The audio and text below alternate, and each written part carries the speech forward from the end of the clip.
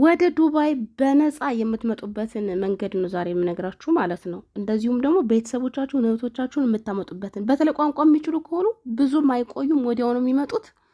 ተጠቀሙበት። ቪዲዮውን ላይክ እያደረጋችሁ ጀምሩ።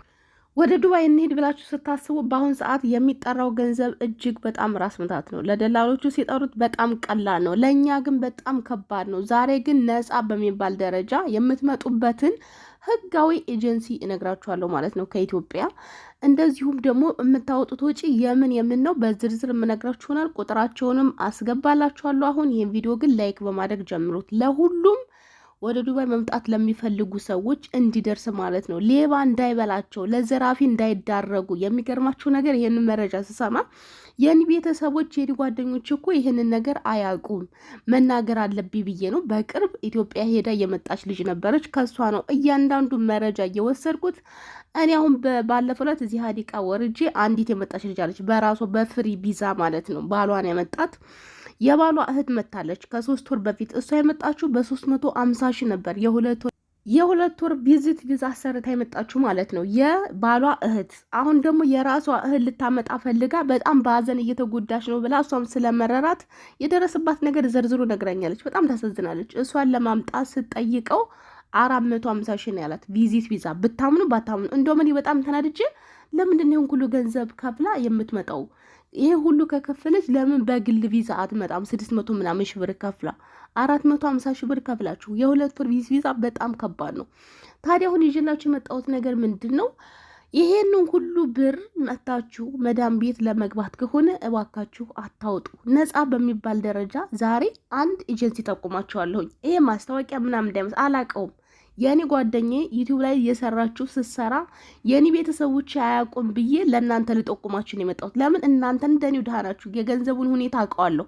ቤተሰቦቻችሁን እህቶቻችሁን ማምጣት ብትፈልጉ ቋንቋ የሚችሉ ከሆኑ አይቆዩም። ቀላሉ በኤጀንሲ ሄዳችሁ የምትከፍሉት ለምንድን ነው? አንደኛ ነገር ለሲኦሲ ነው። ሁለተኛ ነገር ደግሞ ለአሻራ ነው። አሻራ በሁለት የሆኗል። አሁን ወደዚህ ልትመጡ ስትሉ ከወንጀል ነፃ የሆናችሁበትን ማረጋገጫ አሻራ ያስፈልጋቸዋል። እንደገናም ደግሞ መጀመሪያ አሻራ ያስፈልጋቸዋል። ሌላ ደግሞ ሜዲካል ያስፈልጋቸዋል። ሌላ ደግሞ የቲሸርት የሚባል እንደዚሁ ወደ 15 ሺህ ብር ያስፈልጋቸዋል። ባጭሩ ስነግራችሁ ማለት ነው። በጣም ብዙ ብር አወጣችሁ ከተባለ ከዚች ልጅም ውጪ ከ5 ወር በፊት እንደዚሁ በመዳን ቤት የመጣች ልጅ አለች በህጋዊ ኤጀንሲ። እሷም እንደዚሁ ወደ 30 ሺህ ብር አውጥታ ነው የመጣችሁ። ይችኛዋ ልጅ ግን አሁን በቅርብ ነው የመጣችሁ። የእሷን መረጃ ነው አሁን የምሰራላችሁ ማለት ነው። ይሄንንም የኤጀንሲውን ቁጥር ራሱ ከእሷ ጋር ወስጄ ነው አሁን የምነግራችሁ። ለምን የኔ ጓደኞቼ አንድም ሰው ሁለትም ሰው ይሄን መረጃ ከጠቀማችሁ ለምንድን 450 ሺህ ብር ለሁለት ወር ቪዚት ቪዛ የምከፍሉት? ለምንድን ነው ይሄ ሁሉ ብር? ማንም ለእናንተ ያዝንላችሁም። ደላላ በነገራችን ላይ የራሱን ኪስ ማደለም ነው እንጂ ስለ ድሃ ማንም ግድ የሚሰጠው ሰው የለም። አብዛኞቻችን የድሃ ልጆች ነን። ስንትና ስንት ቤተሰቦቻችን ከብት ሸጠው መሬት ሸጠው ነው ይሄን ሁሉ ብር የምናመጣ። ይሄ ሁሉ ብር ኢትዮጵያ ውስጥ ቁጭ ላለ ሰው ሸክም ነው፣ ሚሊየን ማለት ይቻላል እውነት ለመነጋገር። እና አንድ ሰው እንኳን ብጠቅም ብዬ ነው ዛሬ ይሄንን መረጃ ልሰራላችሁ የመጣሁት። ቁጥራቸውን የመጀመሪያው ኮመንት መስጫ ላይ አስገባላችኋለሁ። እዚህ ጋር መሆን አስገባላችኋለሁ። አድራሻው የሚገኘው አውቶቢስ ተራ ከረሜላ ህንፃ 4ኛ ፎቅ ላይ ነው። አውቶቢስ ተራ ሄዳችሁ ከረሜላ ህንፃ ብላችሁ ትጠይቃላችሁ። ከዚያ 4ኛ ፎቅ ላይ ነው የሚገኘው። እየሄዳችሁ እዛ ፕሮሰሳችሁን በህጋዊ መንገድ ብዙ አወጣችሁ ከተባለ 40 ምናምን ሺህ ነው። በጣም ብዙ አወጣችሁ ከተባለ ደግሞ 50 ሺህ ነው። ስንት ብር ታተርፋላችሁ? 400 ሺህ ብር ታተርፋላችሁ ማለት ነው። ለደላላ 450 ሺህ ብርም ከፈልሽ የምትመጪው እዚሁ ነው። 50 ሺህ ብርም ከፈልሽ የምትመጪው እዚሁ ነው። 50 ሺህ ብርም ከፍለሽ ብትመጪ ፕሮሰስ አለ እዚህ። እንደገና ሌላ ችግር ሌላ ፈተና አለው። 450 ሺህ ብርም ከፍለሽ ስትመጪ እናትሽ ቤት አይደለም የምትመጪው። ብዙ ፈተና አለው። ብዙ ፕሮሰስ አለው። ነፍስሽ ነው። ገባሽ? 500 ሺህ ከፍለሽ መጣሽ፣ 400 ሺህ ከፍለሽ መጣሽ፣ እንደዚሁም 50 ሺህ ከፍለሽ መጣሽ። የተለያየ ነገር የለው ማለት ነው። ግን ለድላላ እንደዚህ ከመበላታችሁ ሞኝ ከመሆናችሁ በፊት በህጋዊ መንገድ በራሳችሁ ሄዳችሁ የሚያስፈልጋችሁ ነገር ፓስፖርት፣ እንደገና ደግሞ ጆሮአችሁ ሁለቱ የሚታይበትን ፎቶ፣ እንደገና ፋይዳ ካርድ የሚባለው ካላችሁ አላችሁ፣ ከሌላችሁበት ደግሞ የተወለዳችሁበት ቀበሌ የቀበሌ መታወቂያ ይሄን ነገር አጠናቅራችሁ ከተወለዳችሁበት አካባቢ እንዳትመላለሱ ማለት ነው ይዛችሁ ትመጣላችሁ። ከዚህ አውቶቡስ ተራ ከረሜላ ህንፃ 4ኛ ፎቅ ይሄንን ኤጀንሲ ታገኙታላችሁ። በቁጥራችሁ ምናልባት ስትደውሉ ሊያነሱላችሁ ይችላሉ። ስራ ሊበዛባችሁ ይችላል። ብዙ ሂያጅ ስላለ ስራ ሊጨናንቁ ይችላሉ። አንድ ቀን ጊዜያችሁን አመቻችታችሁ ምንድነው የሚያስፈልገው የሚለውንም ቦታው ሄዳችሁ መጠየቅም ትችላላችሁ። ፕሮሰሳችሁን እዚያ እየሄዳችሁ እባካችሁ ጀምሩ ነው የምላችሁ ማለት ነው። በድላላ አትበሉ። ቤተሰቦቻችሁን አታስጨንቋቸው። በጣም ብዙ ብር ነው 450 ሺህ ብር። በእውነት ቤተ ዘመድ አታስጨንቁ። እናንተም ብትሆኑ እዚህ መጥታችሁ እንቅልፍ አይወስዳችሁም። ቤተሰቦቻችሁን እንደዚህ ዕዳ ውስጥ አስገብታችሁ መጥታችሁ ትጨንቃላችሁ፣ ትጠብባላችሁ። ብዙ ነገር አለ። መጥታችሁ ስራ ባትገቡ እንቅልፍ አይወስዳችሁም። ዕዳ ነው የተሸከማችሁት። ስለዚህ ቀለል ባለ ገንዘብ መጥታችሁ እናንተ ራሳችሁን ከደላላና ከዘራፊ ተከላከሉ ማለት ነው። አብዛኞቹ 450 ሺህ 350 ሺህ ከፍላችሁ መታችሁ ራሱ ቦሌ ስደርሱ ትመለሳላችሁ። የሚሰሩት ነገር ትክክል አይደለም። የሚሰሩት አየር ባየር ነው። የራሳቸው ቢሮ የላቸውም። የራሳቸው መቀመጫ የላቸውም። ገባችሁ?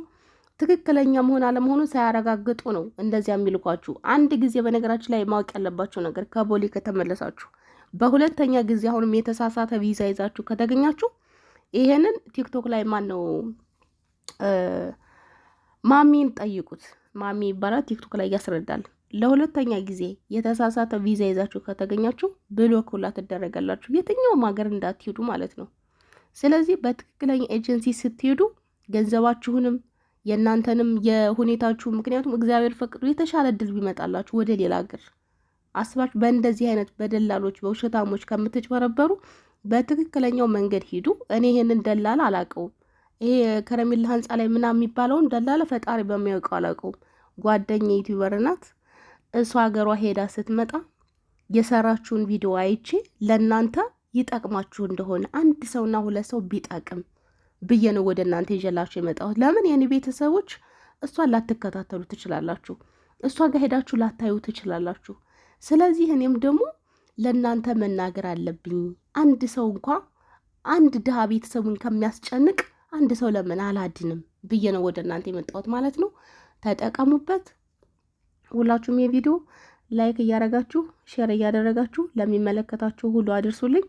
50 ሺህ ብር እውነት ለመነጋገር በጣም አሪፍ ነው። እኔ በጣም ነው የወደድኩት። ለምን ባለፈው በጣም ነው ቆሌ የተገፈፈው ለቪዚት ቪዛ ለ2 ወር ቪዛ 450 ሺህ ብር ሲጠይቅ በጣም ነው የደነገጥኩት። በእውነቴ ነው የምላችሁ። እና ተጠንቀቁ፣ በደላል አትበሉ። 2 ሰው ደጋግማችሁ ጠይቁ ከዚያው ከቦታው። በተለይ ደግሞ ይሄ አየር ባየር የሆነ ነገር ማለት ነው። ብራችሁን ወስዶ ነገ ጧት አላቅሽም ቢልሽ ምንም የምጨብጨው ነገር የለሽም። ትክክለኛ ቢሮ ያላቸው እንኳን እየታመኑ አይደለም በአሁን ሰዓት። እና ጥንቃቄ አድርጉ።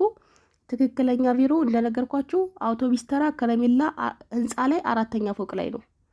በድጋሚ እስከምንገናኝ በያላችሁበት ሰላማችሁ ይብዛልኝ። ስልካቸውን ኮሜንት ስራ አስቀምጠላችኋለሁ። እንደዚሁም ቪዲዮ ላይም አስገባላችኋለሁ መሀል ላይ።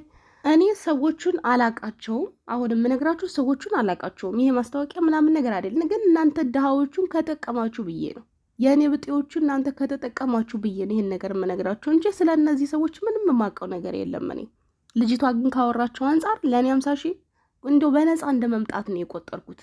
ከ450 ሺህ ብር 400 ሺህ ታተርፋላችሁ። ተጠቀሙበት። በድጋሚ እስከምንገናኝ ሰላማችሁ ይብዛልኝ። ቻው።